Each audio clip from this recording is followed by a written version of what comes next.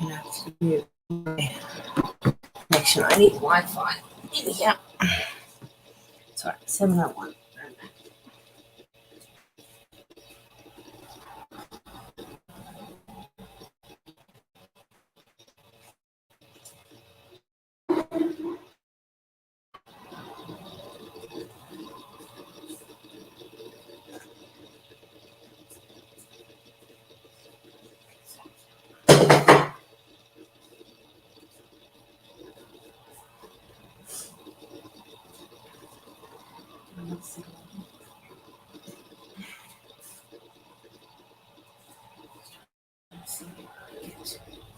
Bit of signal. It was high here. I do also need my phone close to me. I'm just gonna try and see how we go. Otherwise,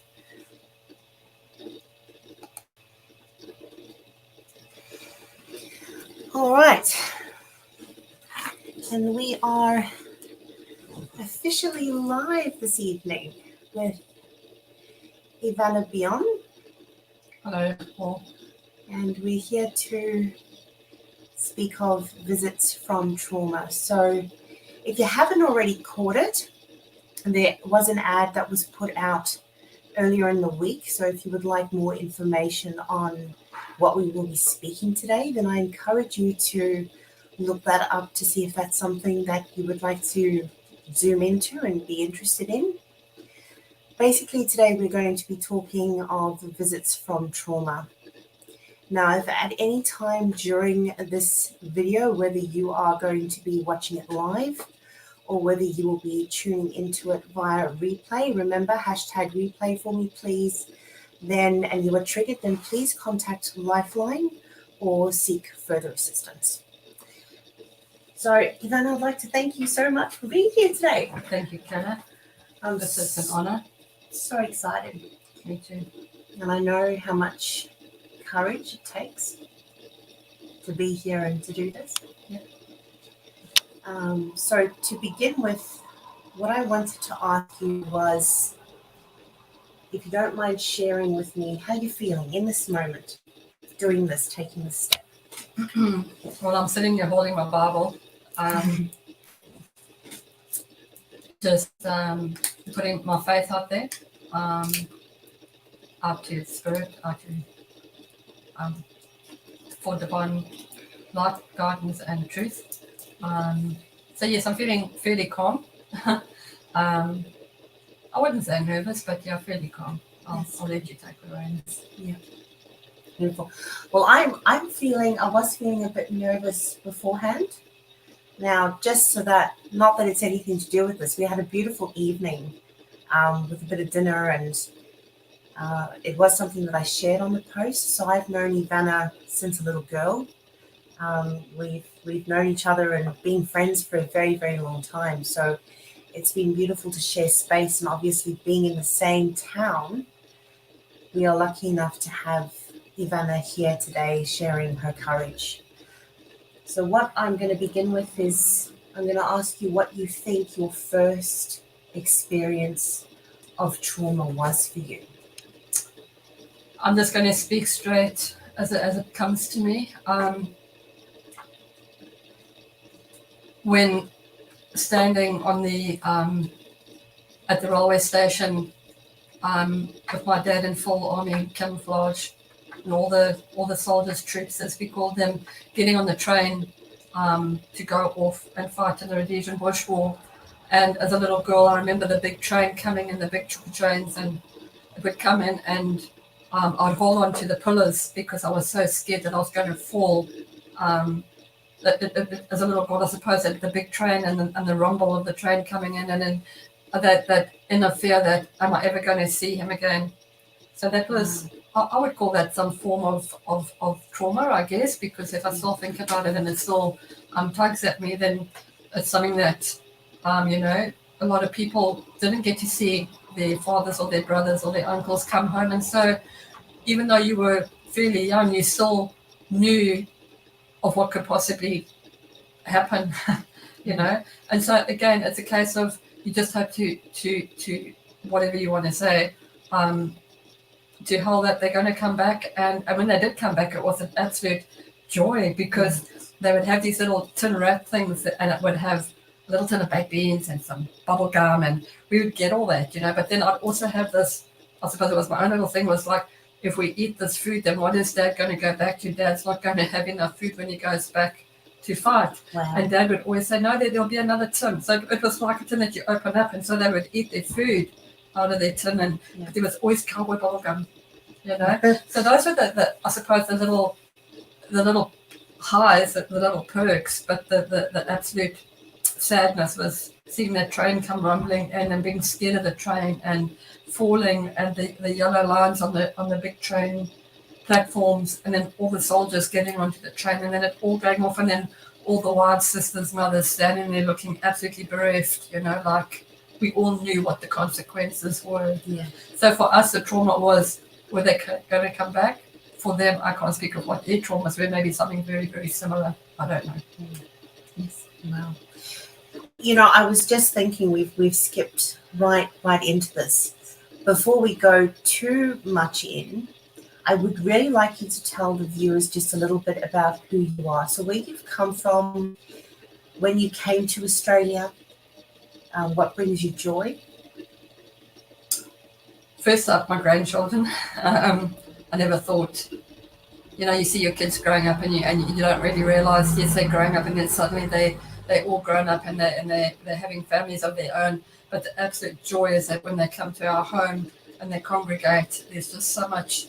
We are just so grateful. We're just so grateful that we all, doesn't matter how old your kids get, that they're all under our roof, and now their children are under our roof. And it's just through all the hardships and heartaches, there's been a lot of lows, but there's also been, at the end of the rainbow, the highs. And I suppose it's all sticking together and getting through each other, through each emotional challenge that is put in our way. Yeah, that's beautiful. And what do you enjoy doing now, apart from your grandchildren? Because you're still working. I love my work. Grandparent. I love my work. I went through a very traumatic experience over a period of 6 years. It wasn't all bad during the 6 years of a company that I worked for, but a lot of negative, nasty energy. And I always thought that I was strong enough, but at the end it proved that I wasn't strong enough. And so, yes, I left. And it took me a while, and I was at the stage where I truly believed that I wasn't going to be able to work anymore due to, I suppose, the trauma. And I want to kick myself because I think I'm better than that. I'm stronger than that. I've been through a lot worse than that. But at the end of the line, there actually was a very, very good, honest, genuine person out there that has given me so much encouragement and given me back my confidence. And so, yes, I'm still kind of cheeky. She's very cheeky. Definitely keeps you on your toes. That's what you got to love about Ivanna. Yeah. So, yes, I'm very grateful. I do love my work. I do believe that I work very hard, and I think that you do give that hard work when you know that you're valued and appreciated, and I suppose your own self-respect, that you wouldn't give that to yourself, so why give anything less to somebody, So, yes, that's just me in a nutshell. And I love that. And I have to say that I think coming from a particular culture, whether that be, Aussies are extremely hardworking. They come from the land, farming. You can even see it in their temperaments. She'd be right, mate, and just sort of making it through. And I think we can definitely say for this that where you come from definitely plays a part in how you handle everything that goes on in and around you. And this is part of what we are doing this evening. This is part of what we've called today's live with Ivanna is Visits from Trauma, for exactly that reason. And so now that you know a little bit, and I do apologize to the viewers, I know that we've got 2 watching currently, so guys, I do apologize for sort of skipping straight into it. But now we will, going back to what you speak of when you were young, and it's funny how we recall the little things that really marked it, because when you're little, you're not going to remember every experience. No. but you are going to remember the ones that somehow embedded it into your subconscious, into your mind. And I noticed that you mentioned, whilst we were speaking, a few times the word of worry and wondering when Dad was going to come back.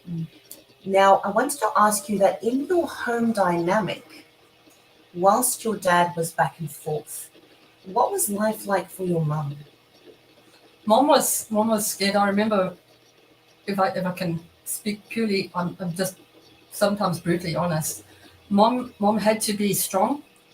We lived about 19 k's out in the bush, not far from town in retrospect, but we were out in the bush and there was a lot of open plots. So there'd be a home, an open plot, a home. And you know there was a lot happening. And so families, wives that were now looking after the children were also targeted because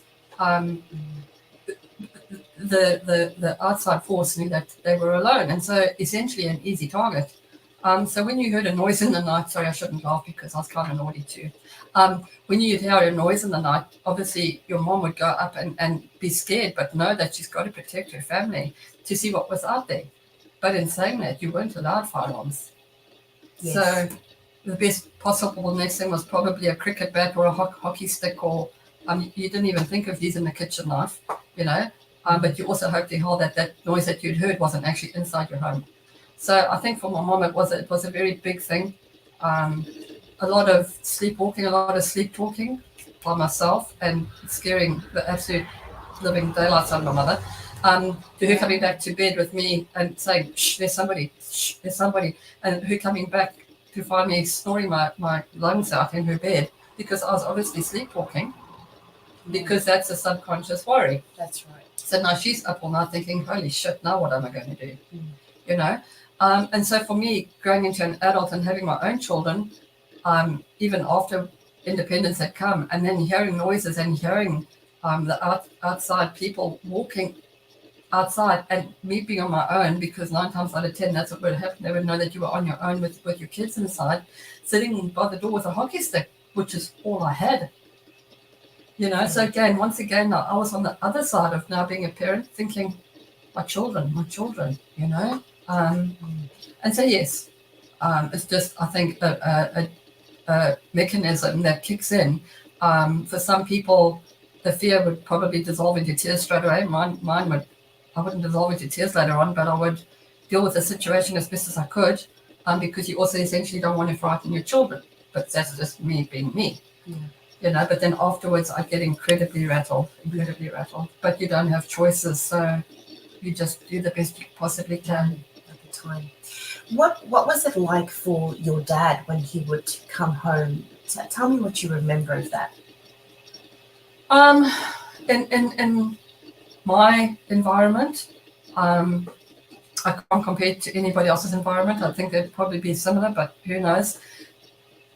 He would come home, he'd be, I think on the way home, you know, you'd see some of the troops coming home in a bakkie, which you would call a ute, and they would already be on the drink, you know, the beers, and it was beer, you know. I mean, these poor blokes were probably just so desperate for a cold beer, and they were sunburnt, and they were stinky, and they were hot, and they just wanted to get home. And then, you know, Dad would get home, and you know, Dad was always an incredible cook, but I mean, in the war years, I don't actually remember him cooking that much, to be very honest.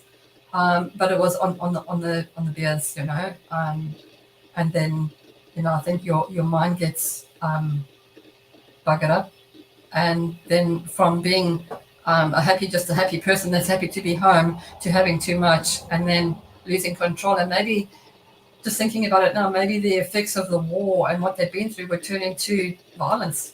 You know, so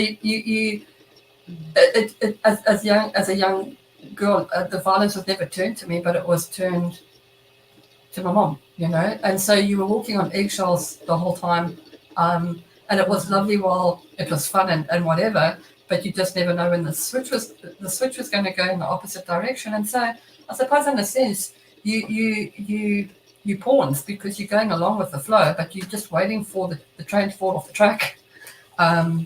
So yes, it's walking on eggshells, and I think I never even thought about it, until Michaela brought it up, but that's what it was. Yeah. Tell me, guys, I may have to stand up in a minute just to shut this window because it's getting a bit cool, but we've also got the cars driving by. But just before I do that, whilst I've got you in this flow, I'm going to call you Ivanna for the purpose of the show. You flip and call me Auntie Ivanna. Auntie Ivanna. Whilst I've got you in this flow and what you speak of now, around about what year do you think this was? And how old do you think you were? It was before I was in high school. And flip, my memory in the years in that area. So I'm thinking it was probably between 1976 and 1980 because we got, when it was independence, 88. 88. Okay, so it would have been about 76, 77, 78. No. So for those who are not too knowledgeable of, or not too aware, for a better word, of Rhodesia, so what is now called Zimbabwe. So I'm sure a lot of you would have heard of South Africa. So basically across the border, and it was then referred to as Rhodesia before the name changed. I'm just going to shut this window. So bear with me one moment. She's trying to freeze me. Auntie Vanna, you all right? You want the aircon on already? No, all good. All good. And you can call me Vanna. Just this one, for instance. All right. It's a respect thing. All right. So, how old did you think you were? It was before high school, wasn't it? I think it was before high school. So maybe 10, 11, 12. Yeah. Which is, and this of course is the age as well, where from 0 to 7, they call it the imprint age. So this is, in those years, is when your surroundings have a very great impact on you. And what happens is after that, you are still molding your personality and you're becoming very aware of what is right and what is wrong. You are also learning what your survival mechanisms are. You're also learning, about yourself more and about your surroundings more. So basically, you're paying more attention. Now, obviously, we're not here to talk about the psychology or the science behind ages. But the reason why I mention the age is because what follows on from visits from trauma, as we call it, after these experiences, all have a dwelling on where we are today. And something that I would really like the viewers that are here to understand is that trauma is not a one-size-fits-all in any stance. Yes, we have symptoms that can present themselves in people who have been through trauma, but I'm hoping that by doing these shows, the people that are watching are going to go, oh, okay, that's okay. That person has that too, so I'm not abnormal, right? Because we look at it so wrong. So from being this age and having a mum who was always always in survival mode, wondering when the next thing was going to happen or how to protect her family, especially in those days too. Now, Auntie Vanna, did your mum work? Yes, she did.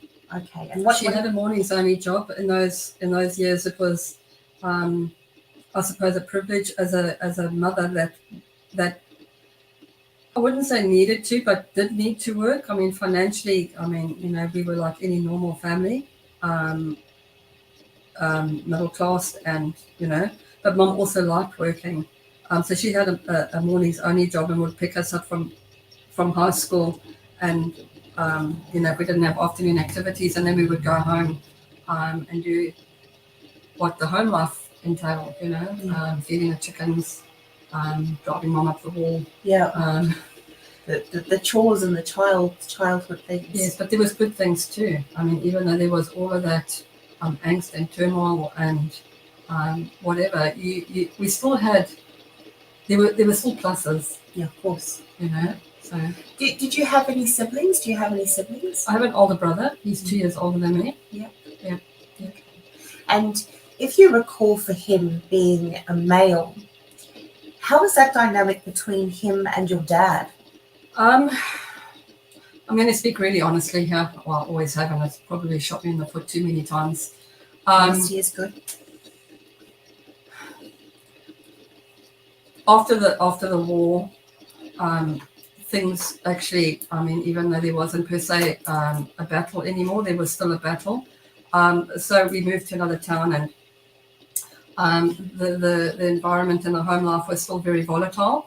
And I'm being very diplomatic in the way that I'm saying that.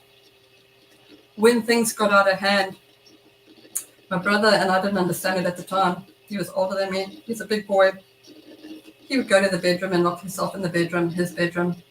Me being a real right little shit and not scared of much, would fight back and try and protect my mom. And I guess that's pretty much why I'm such a cheeky little terrier. And many years later, and I mean, it got pretty doozy, hey? I said to my mom, you know, like, I was pissed off with my brother. I'm sorry, I shouldn't swear, but that's just what it is. I was like,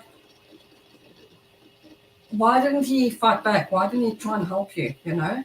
And she said, because if he did, Dad would have hurt him. Dad would have hurt him. And she couldn't deal with that, you know? So, and it sort of went through my mind, but yeah, I'm putting myself out there probably because I wouldn't take no for an answer either. So that's me as a little fighter, coming in like I did because, you know, or making sure that the car keys were there so that I could just grab the car keys, shout at her to get in a car and run and get to a safe house, you know. So yes, I get what she's trying to do. She's trying to protect one of us because being a male, he was going to get hammered if he stepped in, you know. So she would rather take the brunt of it, and me, well, I don't really care. So you want to fight, we'll fight.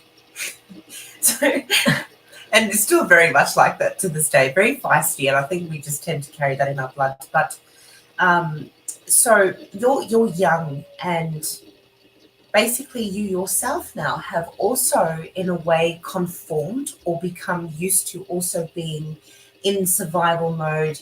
Never mind the war that's going on around you, but also in your own home, in your own four walls. Now, of course, Ivanna and I have already briefed before we came here tonight, and Ivanna is more than aware that if there is anything that at any time she's not comfortable speaking of, or if one of my questions, please know that this is not pre-scripted. This is very much in flow. We are here just doing it as we feel and allowing it to flow. I would also like you to know that these things that we are speaking about, I have never known about with my Auntie Ivanna before. These are things that are starting to come out now. Please be aware for the viewers that if there are things that you may not agree on, then you can swipe down and keep watching whatever else comes up. But we certainly want to make this a discussion, a healthy one, and one that is going to provide a let out. So here you are, a young. At any time, did your dad get rough with you? Yes, he did. One particular instance, I actually was employed by my dad, and after getting my mom to a safe house one night, I don't know, they got into an altercation or whatever, and I stepped in as I did, and he grabbed me around the throat, and well, anyway, got mom out. But the next day when I went to work, I still went to work, and I still went home, and I got dressed for work, and I walked up the stairs, and he could see me in my enclosed my office, and he beckoned me to come, and he said to me, get that stuff covered up on your neck because the marks were there, and I took him on, and I said, no, I won't, and he said, go home and get it covered up, and I said, I won't do that because I've got nothing to be ashamed of, you know. And I mean, I blatantly stood up, and he told me to close his office door, and I said, why? What are you so frightened of, you know? So as much as I called him a coward, I used that word, and I told him that the stripes down his back were very wide and very yellow. Again, I was not daunted. I wasn't scared. Again, I was like, bring it on, you know. And even, I mean, I'm going to divert a little bit here. Even coming to this country where we had to toe the line because we came in on a working visa, and I had to say to my children, you got to toe the line because we were so scared of getting sent back, even though, because there's just all that uncertainty and so frightened of going back. And then my kids getting beaten around the ear and kicked and all of that. I still stood up and I would walk for miles because I was scared of getting lost and then still getting on the wrong bus and still getting lost, Didn't know how to use a cell phone. But, this one kid that beat up on my oldest son, he was a big boy. I mean, my boy was a big boy too, but he was tall and slim-built, and there was this big bully. And some girl came to me and said, Mrs. Bion, your son's got beaten up and he did nothing because, and I knew why he'd done nothing, because toe the line. Yeah. Like how many times can you turn the cheek, So even through what I went through my younger years to coming here to watching my kids getting bullied and beaten up and all the rest of it, I took on this kid. I followed him because the school wouldn't do anything about it. And so I followed him. And you could see that this kid was getting a little bit like, what's this little lady doing? This little fat lady's following me, And eventually he stopped and thought, I'll take on this lady, And I said to him, you think you're a big bully? I said, this boy? And he was like, yes. And I said, well, I'm his mother. And I said, if you want to be a big bully, no, I'm going to be a little bully. Who's going to win? And I said, no, you run home and you tell the money. So the school wasn't happy with that. But again, it was like, how much more can we do? How much more can my children take? How much more? It's protection. And it's not being overprotective. It's just like, when are we going to get a break? You get what I'm saying? Definitely. We've lost signals. Definitely. No, we're all right. Sorry, we just had this pop up. So it's all a follow-on from, a traumatic experience from what I went through. Now my children going through that traumatic experience. And then, my older son trying to protect my younger son because he's getting beaten up at school by a different culture that the government or people were too scared to stand up to. And so once again, we were taking the beatings, to my children actually nearly half losing his freaking mind, ripping his hair out in big chunks and running through Melbourne traffic and the police bringing him to my place of work and him being scared. Now mom's just started a new job and she's going to lose her job because this is how it was, just so much. So between all my traumatic whatever to this, and I suppose in a way it's all violence related. Yes. It's all violence related. Definitely. And it's not something that just goes away. It doesn't just go away. And this is such a strong point right here, is that for anyone who has been through, especially for anyone who might be watching this that can definitely connect with coming from a third world country, and my heart goes out. We are so fortunate to be here. Absolutely. But my heart definitely goes out to migrants, refugees, because no one ever wants to leave their home unless they have to. Of course, you get those people that want to go on adventures and go other places and experience a different culture, a different food, a different dynamic. But for people who leave their homes, have to choose to leave their families behind and have to somehow make it to another place where, and that's right, the rules and regulations, I mean, if we had to be absolutely fair and straight up, you would never have worn a seatbelt in Zimbabwe because of the way that the crime was and the corruption was. And so you've come to a place, and that's just one little example. If someone wanted to steal your car and you had leant over, there were that many cases, and you leant over to undo your seatbelt, they would just shoot you because half the time you might have been going for a weapon as well. Weapons were very much used much later on. I know during the Rhodesian War, like Ivanna said before, you weren't allowed to have weapons, but then it became so bad, and I'm sure that it has definitely reached your ears before via the news or via media sources, on the way that South Africa has gone itself. And for a while there, for many years, Zimbabwe went into a place where we had farmers that were being raided and looted and shot and tortured and killed and wives raped. There is a warning for this video. I'll just mention that again. There is very sensitive content that is going to be discussed on this trauma show. So please, if you're feeling sensitive or triggered, I will say it again, please call Lifeline. Please seek out further assistance. But But this is real and this is raw. So to come from that, to come to a place here where there are such tough rulings for such things as violence, and we need to remember, and it's not that we are comparing, it's that there are different rules and regulations for different places. And when you have come from a place where you are fighting for your life, fighting for your children, and now you're in a place that is so different, it's so beautiful and so different here, but at the same time, it's one of the scariest things because now you need to adapt. Now you need to adapt. Now you need to be careful. And when you're on a working visa, even though they probably, you know what, now that we've been here for years, we can sit back and go, they probably would never have put you back in your country for someone defending themselves. But at the same time, it's still something that's in the back of your head. And this fight or flight never, ever leaves you. One thing I would like to just slip in there while Michaela's talking is I will always have the culture and the accent, and people say I've got an accent, and I joke around and I say what accent, because I think they've got an accent. So I will always speak the slang. A lot of Australian friends that I've made, and I don't usually use that word friend, but there are a few good ones. I've had to learn diplomacy, and learning this diplomacy and using instead of smacking somebody's head against the wall because they're being a jerk. Okay, I'm now using diplomacy, and I'm using my words, and I'm processing the situation better than what I would have back there, because the first thing you're going to use is your hands and your fists and whatever. Now I can use my voice, okay, and the firmness. And I suppose my eyes tell a big story too. Like, yes, they definitely do. But I've had to learn calmness, okay? And that calmness has put me, I would say, I know for a fact, in a higher, peaceful place. I still got my demons. But I'm dealing with it better. And, Michaela's been a major source of comfort to me because we're on the same channel, we're on the same wavelength. As much as Michaela's taught me, I do believe that I've also put Michaela in a good place too.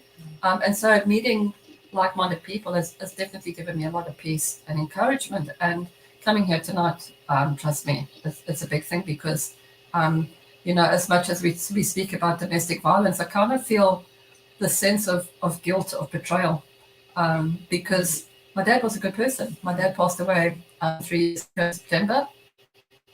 And he was a good provider, and he worked bloody hard, and I loved him. I still fought with him, even in the adult years when I knew that he was still pushing mom around and being an absolute ass. I still love him, but I also feel guilty about speaking about it. So I suppose that's always because we were taught as youngsters, yes, you don't hang out your dirty washing in public. Yes, that's right. So he was a Dr. Jekyll and Mr. Hyde. 6 months after he passed away, some information was given to me, and I had to process that and think, what my dad carried for a lifetime, did it make him the person that he was? So looking at it in a different perspective, but I'm still proud of what I've been through because it's made me who I am today. And it's, I have, as you would know, Ivanna, and as some of the viewers would know, I'm so passionate about this work, and I have spoken to people who, no matter what country you come from, but people who have come from different home backgrounds, whether it be sexual assault, violence, parents in and out of jail. And it's funny that sometimes when you experience something enough times, it becomes normal.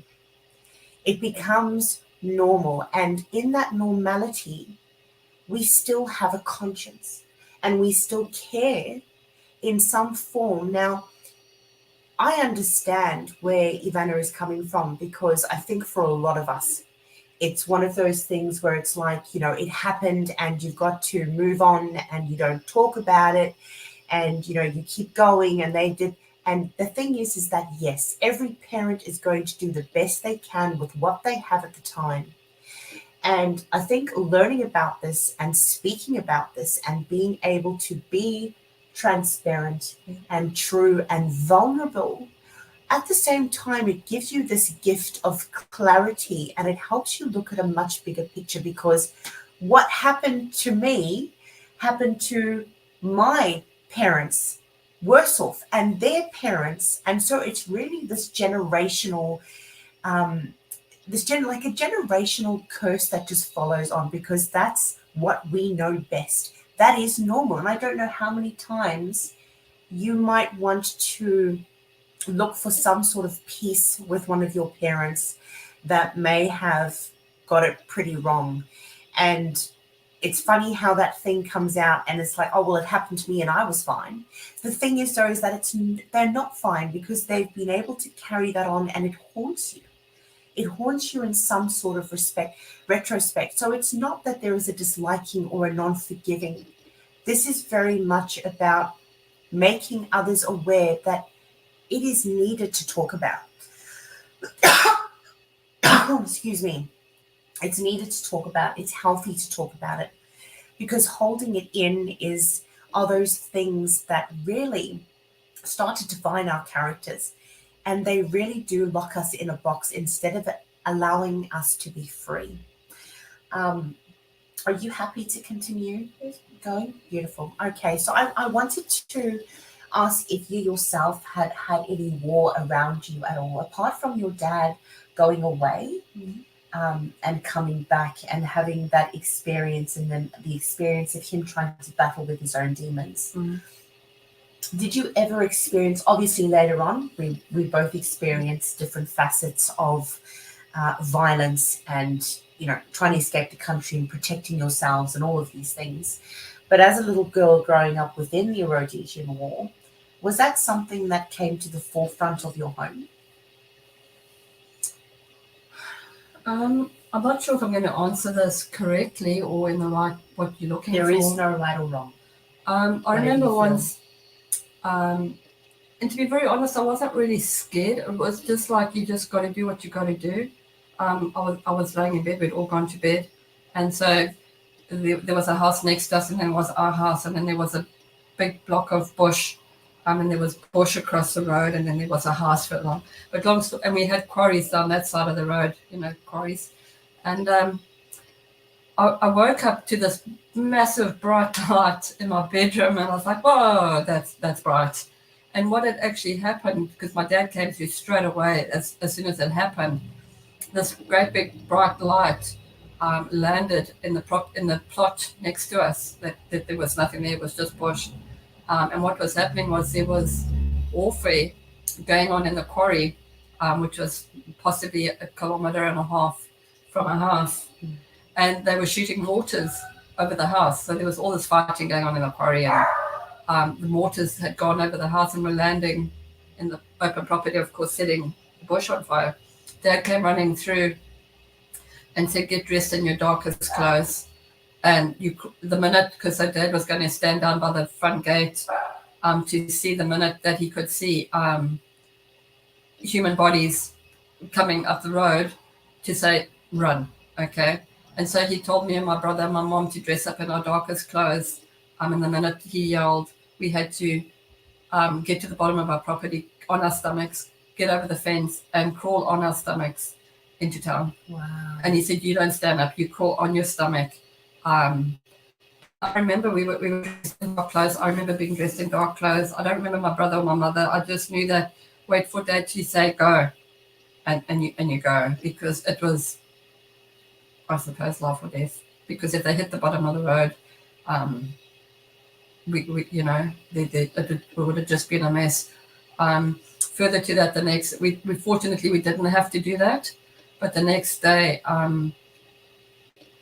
the army trucks were in the suburbs. We weren't actually in the suburbs, but they were going to all the houses where they knew the blokes that would have to be automatically drafted to the army. And they were saying, get into the trucks, and they had to go into town, and they were using, because this is very sensitive. So if you feel traumatized, please just do what you have to do. They had to go into town to help with the cleanup, because the warfare had gone all the way through, wasn't just in the quarries, it had hit the town as well. And so there was dead bodies, there was limbs, there was, you name it.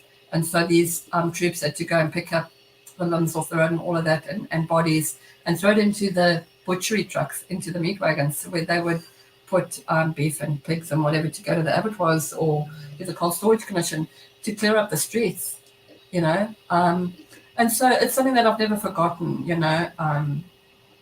Going to my aunt's farm, even when my eldest son was born, and staying on her farm, I just wanted to be with her. And they had an L-shaped farmhouse, and she's like, "No, you'll be fine." And I was there with my son, and he was probably about 16 months or whatever.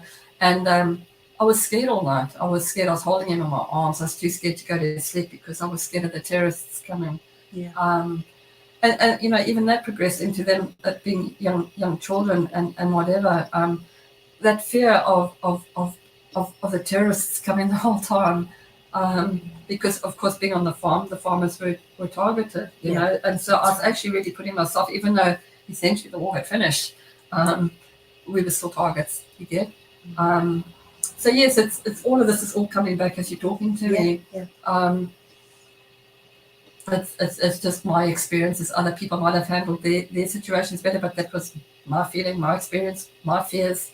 Coming to Melbourne, my husband had to leave to go to another state, New South Wales, and I was going to hang in there until in Victoria until my husband could get my kids into high school here in New South Wales. And I came home from a shift one night and I was laying in bed and they were trying to break in. This is in a Melbourne suburb, and I could hear them.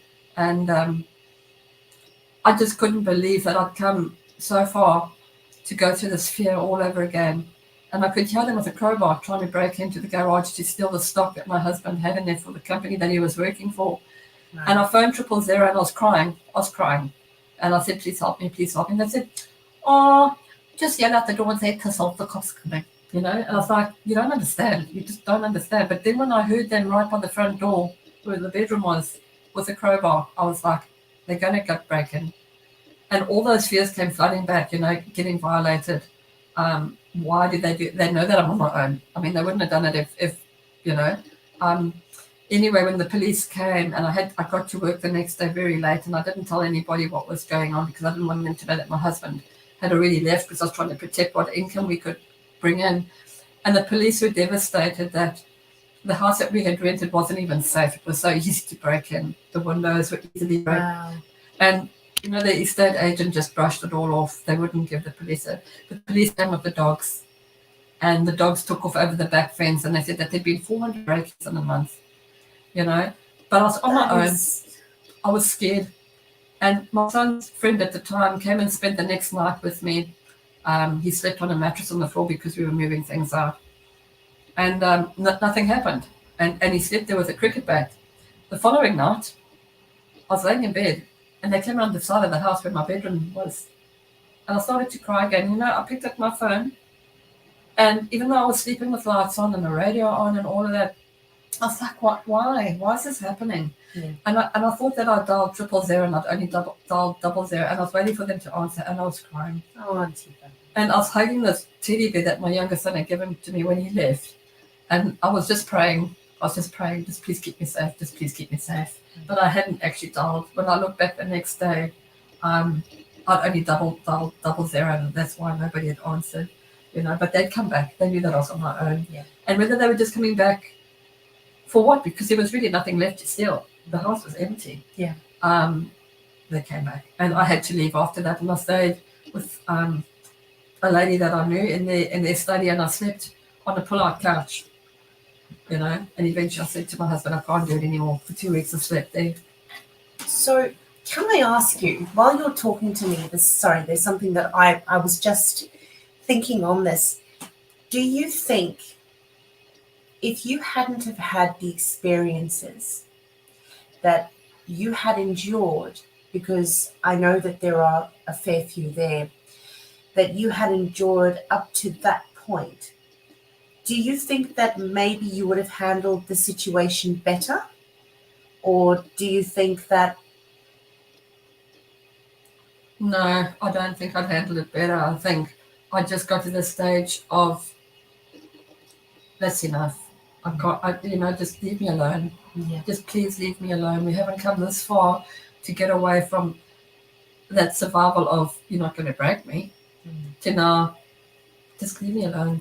Just please leave me alone. And I suppose even in my current day life, you know, like there's different, I suppose, traumas in the under the same umbrella of when to speak up, when not to speak up. Yes. But then also Yes. speaking up and saying, okay, enough is enough now. That's right. But it's how you present yourself. And I mean, even when I go home this evening, there'll be stuff that I'll need to have a cup of chamomile tea, no doubt, to say, I'm glad I've done that. And maybe I can sleep a little bit better because I struggle to sleep. And I don't know why, because there's just so much going on in my head. Even stuff that happened in the last job that I was in. I mean, 15 months down the line, I'm still having the occasional nightmare when I can't freaking sleep. But then again, that's the next step of healing, because if it's not presenting itself, then I can't heal.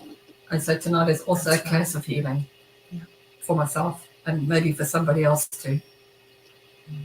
Yeah, definitely. I know I talk a lot. It's called verbal diarrhea. No, I'm glad that you're talking a lot. It helps me because I'm not having to search. It's flowing through you so amazingly, and I'm so proud because I understand it, the courage that it takes to do this. Yeah.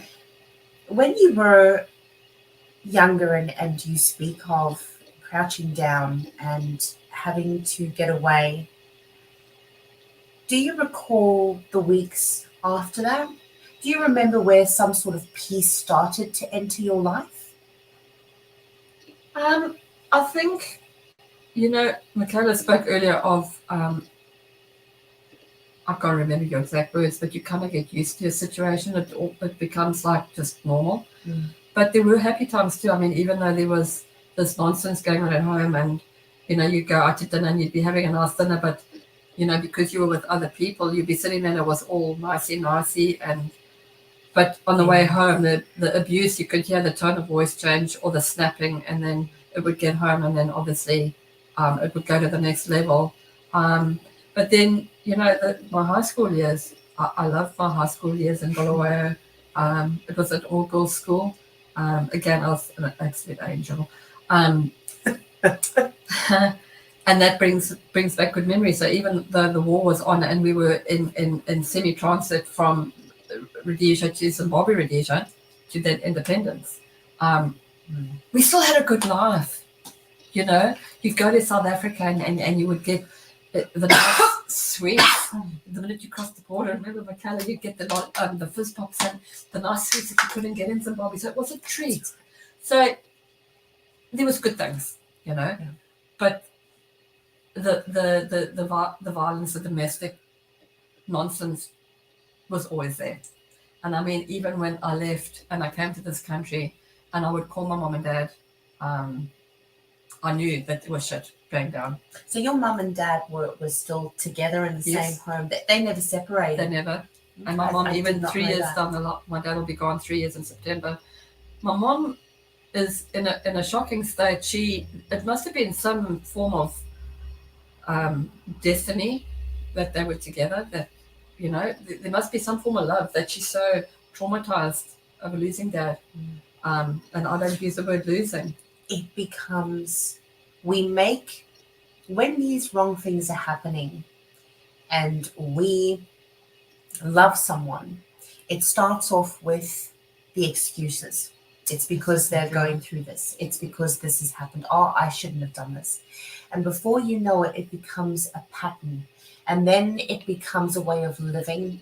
And then it becomes normal. Yeah. And that is why the death rate in domestic violence is so, so high, because we become so used to something being that mess that we're actually so scared to leave it, because what if something is worse than the mess that I'm in? At least he loves me, or at least she loves me, because women, you know, bash men all the time too. Yes. You know, at least he or she loves me. At least he or she is home with me. At least these are the things that we tell ourselves, because we are so scared of having to take that step, to seek that help, to leave that thing, that it becomes life. You know, can I step in there? Of course you can. I was already married to my husband, the only husband, poor bugger. How many years have you been married? Oh shit, I think it's 34. Yeah. Something like that. Yeah. I forget every year. I've remembered this year 2 weeks beforehand, and then, well, anyway, God bless me. We come from two very different backgrounds, since this is traumatic as one in different respects. But him coming from a fairly genteel family, to me coming from, we gel and whatever. But just looking at my mom and dad, I mean, stuff that she's told me that maybe she shouldn't have told me, but then she's told me because I don't know, but she's incredible, to be very, very honest. But then in saying that, the trauma that she has experienced since dad's passing, and the lessons, and through it all, through the years of fighting with me about my beliefs in spirituality to her beliefs, she finally came around, and I never ever thought I'd see that day. I never thought I'd see that day. And that's only happened in the last 2.5 years that she's now asking questions. And it upsets her, but I'm actually grateful that it happened. I never thought it would happen, and it happened. That is amazing. So there in itself, I can't predict, stuff that I've done with my children. I've got major regrets. It's really hard on my kids. But at the end of the line, they're all under my roof. I think somewhere now they're all adult enough to say, man alive, bringing up kids is a total different ballgame. Yeah. And with the restrictions that parents have now on disciplining their children to the way I brought up my kids, trust me, very different. So again, I'm just grateful. I'm grateful. So for everything that has happened, I've come through it. I'm grateful.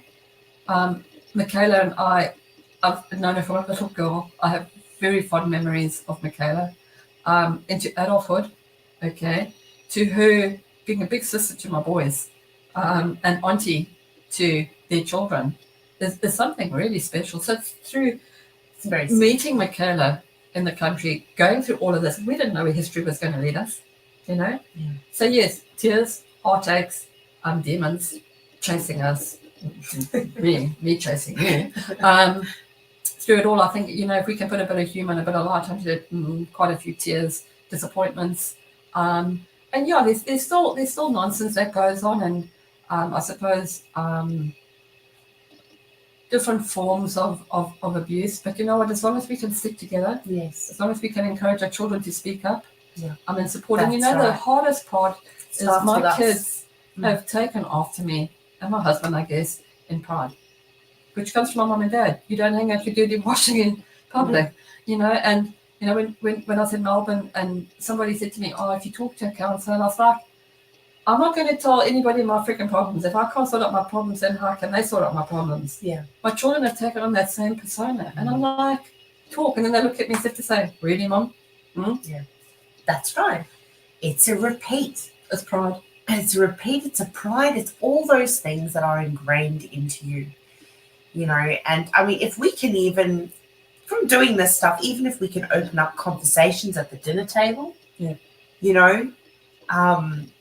speak about the harder things, because just like we have good, we must have bad. Just like everything must go up, it must come down, right? It's that same. To expect people to be happy all the time, or to expect people to go through grief, loss, and we give them a certain amount of time to grieve, and then, by that time now, you should be over it and moving on. We are human and we are people. We're going to be impacted by things. It is normal. It's normal. And when we're living it any other way, then really it's pretty, I think we're putting on a facade in some sort of manner. Resilience is extremely important. And that was something that I wanted to speak to you about, because when I put out the first ad for this, before I got COVID, but before I put out the first ad, I had mentioned a little bit about you. And Ivanna was in theatre.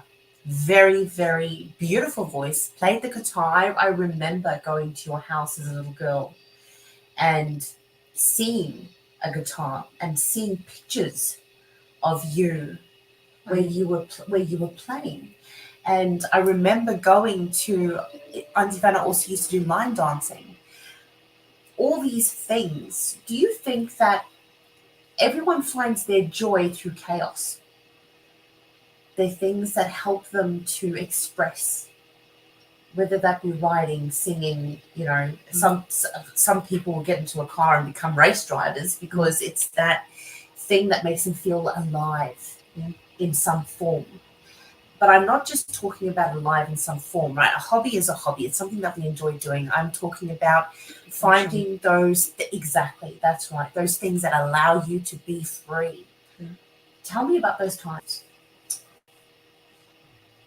Mom said I was a little shit when I was a kid, and she put me into dancing at the age of 2 because she said she'd find me standing in front of the mirrors dancing. Yeah. And so she went to a dancing studio, and they said, "Oh, bring her in. She's really young, but bring her in." And from then on, Mom said it was a lot easier. And so yes, I was the youngest dancer at the age of 2 on stage. I did ballet. I was a big kid. I was a tubby kid, and I always felt, even then, you know, all the other girls growing up, you know, as we got a little bit older in ballet, they had the nice leotards, and I had the old stumpy leotard, and I always felt like that kid. And never good enough. So I think I've always clowned around a lot, but I've always loved dance. I want to dance. You know, I mean, even Michaela's dad will come around and I'll crack a dance with him in my pajamas and bare feet, and he probably thinks I'm a loopy, which I really am. But I've got to the stage now where take me or leave me. It's that simple. But dance, theatre, singing, piano, I was very lucky, you know. Mom always felt that I lacked in confidence, and so she put me into dancing, also to get away from being a little shit. And then singing and the guitar, and then later years I came back to dancing because I gave up the ballet because my teacher used to smack me. I have no idea why. And then modern dance. And so even then I've met a lot of people through that. And then I met my husband, and it turned out that he was doing lighting, and I didn't know that. Oh, really? Is that how you met? I did not know that. No, I cracked onto 2 guys that thought I was cracking onto them. But it turned out that Clifford was friends with him as well. And it turns out that he was doing lighting in theatre and blah, blah, blah. And so we both still had the same passion. So now our outlet now is to go to theatre and to dress nice. And even with all of that COVID, that really pulled us back a lot. I mean, in retrospect to what other people were experiencing, especially in Africa, us not going to theatre was like, well, not good. But now that we're going back, it's like, you know, we don't have to sit and have a conversation, me and my husband. Yeah. It's just like this natural being in the place that we both love, you know, and we don't have to talk. And he knows that I like going into buildings to find paranormal stuff. And so he will find those little outlets for me. So that's his way of showing he loves me. Well, he better freaking love me because he's not going to get rid of me. But, you know, it's those little things that I think are the most precious. It's not about making a statement about how good your sex life is, or it's being together. Yeah, we don't have to sit there and have a conversation. We can. It's just what we do. Hey, I can sit and read a book. You can sit and read a book. We can go camping. We're just in harmony, and it's having the same. Going to theatre is my passion, and singing. I always wanted to sing so badly. But I also wanted to be an author. So, you know, we'll just add that to the list of things. Absolutely. You have to write a book. I'm in the process. It's been many, many years. One day. I just, what's the time?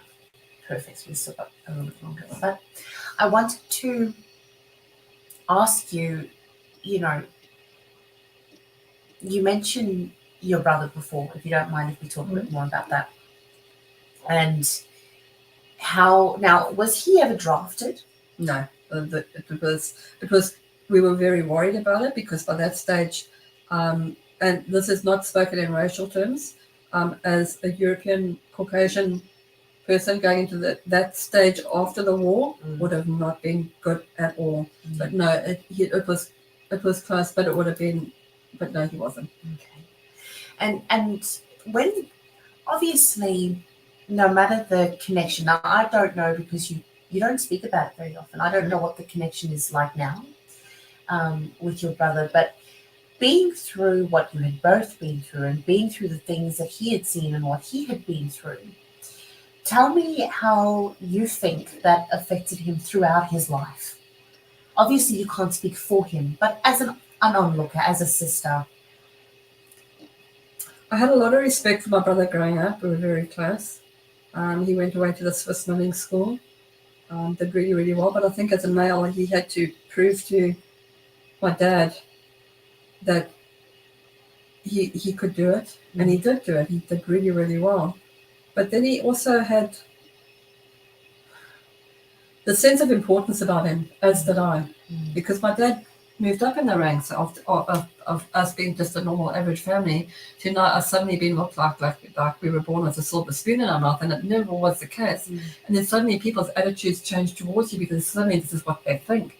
But my brother sort of like got this attitude when he did, not when he did so well, he really worked hard for what he did, but as a male, I think things are really difficult because you've got to provide, you've got to have the sense of being a good provider. But I think he got a little bit of too much self-importance and wasn't dragged up enough or got a good smack in the chops from mom to say that's enough. Okay. And so he's got better, but he doesn't deliver very well. He's a very moody person. I don't think things are on the home front too great for him. I think on the broad spectrum of the other sense of his relationship, and from what I understand, who he's married to could be on the other spectrum of how the woman get it. Yeah, I'm trying to be very diplomatic here. So my heart does bleed for him, and of course he would never raise a finger. This was what I was going to be my next, because I know very, very well that, you know, Ivanna and her husband, they can fight, but that just doesn't exist. And that was going to be, yes, one of the questions that I was going to ask you when it came to your brother. Was he in any way violent later on himself? No. I gave him a good couple of claps. But no, I think he's got too much respect.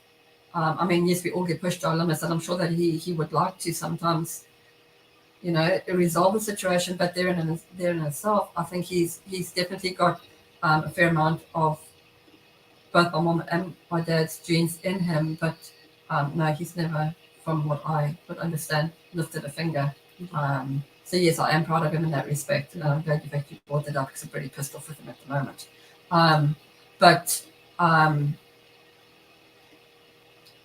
Yes, no, I am proud of him for that. That's beautiful. I don't like the way he conducts himself. I don't like the sense of self-importance. I don't think that he thinks that he talks like a freaking yuppie. But I do have respect for him. I would like him to do things better. Okay. But God forbid I said that to him, because then there would be shit all flying, because I would take him down. Again, that's me being me. Because sometimes, you know, some people just need to be put down a few notches. Yeah. Maybe they'd like to think the same of me. Well, so be it. But I do think that I'm validated in what I'm saying. Yeah. No, that's right. Absolutely. And sitting here now in this moment, talking about visits from trauma. If you had to say something to your children, to the viewers watching now, the ones that might catch the replay later on, when it comes to growing up with such things, someone might be watching this that is going through something similar right now. What is something that you feel you would really, really love to put out there to the world for them to know?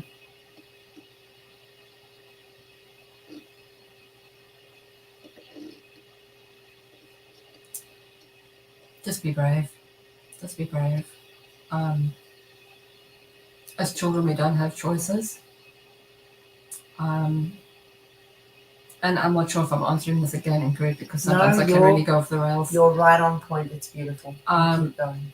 You know, coming to this country, I've had to, especially here in Queensland and through the different states that we've lived in, and putting myself and speaking up for others, and essentially shooting myself in the foot, because they kind of bait me and then I become the big bad bear because I'm the one that's spoken up. But now coming to Queensland, my heart, and leaving this last job before landing this lovely new job that I'm in, I've learned that if it's none of my business, it's none of my business. If they want me to make it my business, then they will tell me. Okay. But therein in saying that, we had neighbors across the road from us where a child was involved in a lot of domestic violence. And I was willing to run out and put myself in harm's way without even thinking. Okay. And to get told by my kids and my husband, leave it alone. And I got really angry. Because I thought, no, that kid doesn't have a choice. No. And if I have to get hurt for that, I will get hurt for that. And if I have to go to the police for that, I'll go to the freaking police. Exactly how you were as a little girl growing up around your environment. Same thing. That's never left you. So I would have grabbed him. I would have opened those freaking gates so freaking quick. And I would take on any, I'll crack you in the knees with a cricket bat. But I wanted to save that little boy. I wanted to save him. I was calling the police, you know? And when it happened again, I was like, and my husband and my kids are saying, no, let them fight. No, not when there's a kid involved, because we've got things here in that are here for this, and it doesn't matter that we have to freaking fight for 6 months for something to get done about it. At the end of the line, if I have to go there and be on the front page because I've cracked some crackhead with a cricket bat, so be it. But I'm not going to let that child go through it ever again. Yeah. That's all I'm saying is just be brave. Do what you would do for yourself. Do what you would do for your own kids. That's all I'm saying. That's powerful, yeah. Do what you would do for yourself. Do what you would do for yourself. So yes, I'm still, I guess what you're saying, I can't turn my back on that, and I won't turn my back on that. You know, I certainly, and I mean, there is no judgment here anyway, but what I was going to say is that I am so similar in that, is that you will put yourself on that front line. And it's something from little, same thing with me. Same, always wanted to help someone, fix something, you know, protect them, and it never leaves you. And I think that is one of the hardest things for me anyway that I've had to learn, is that you can advise and you can see from a distance what someone may be going through. And let's be honest, when you've been through it yourself, you can tell when someone is going through something similar. There are signs. Guys, there are signs. And it's one of these things where you cannot make the decision for that person. That person has to make the decision for themselves in whatever environment it may be where they are. And I have spoken to that many women that have been through domestic violence, been raped by partners. Once again, same thing can go on and does go on with men. But just for the clarity, just in this, and how long or how close they got to death, and what kept them in these things was fear and their children. Your children are looking, your children are watching, your children are in the same environments.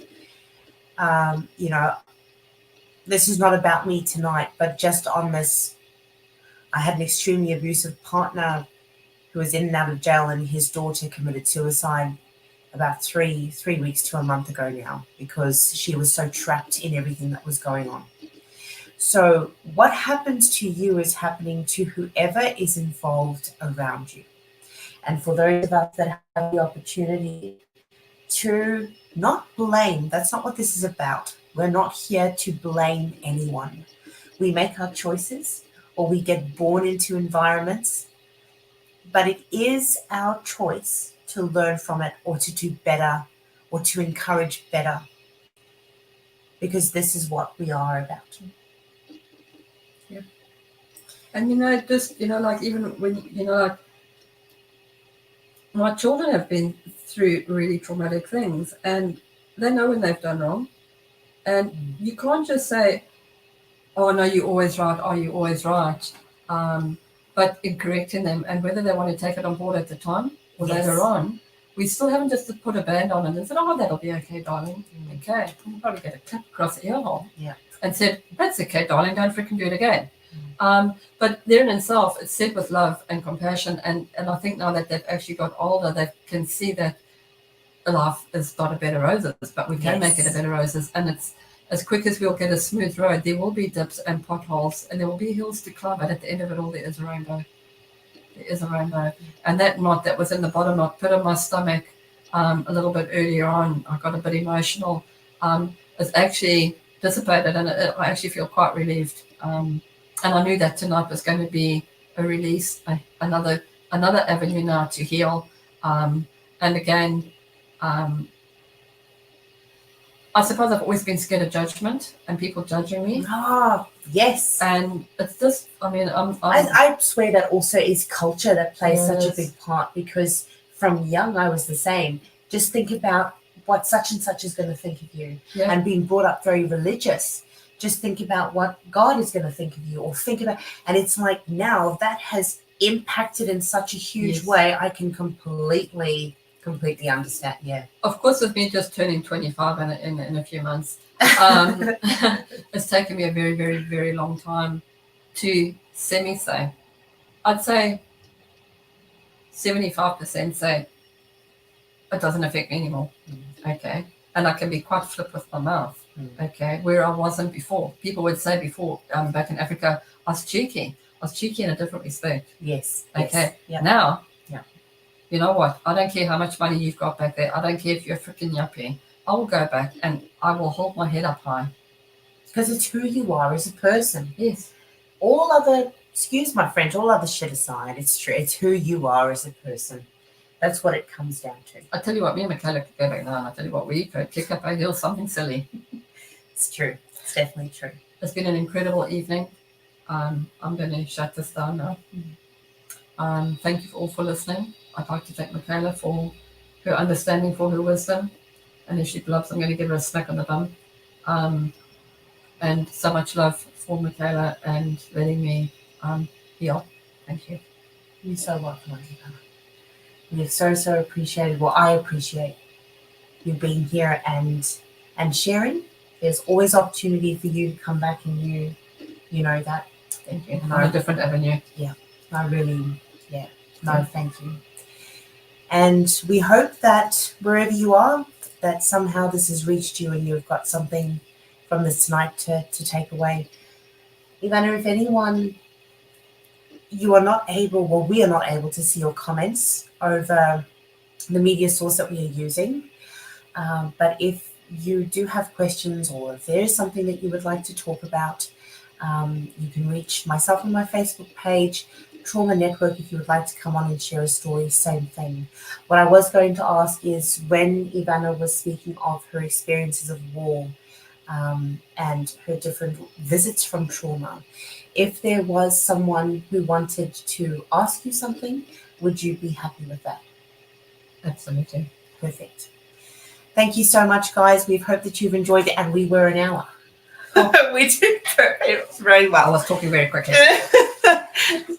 Thank you all. Have a fantastic night. Bye-bye.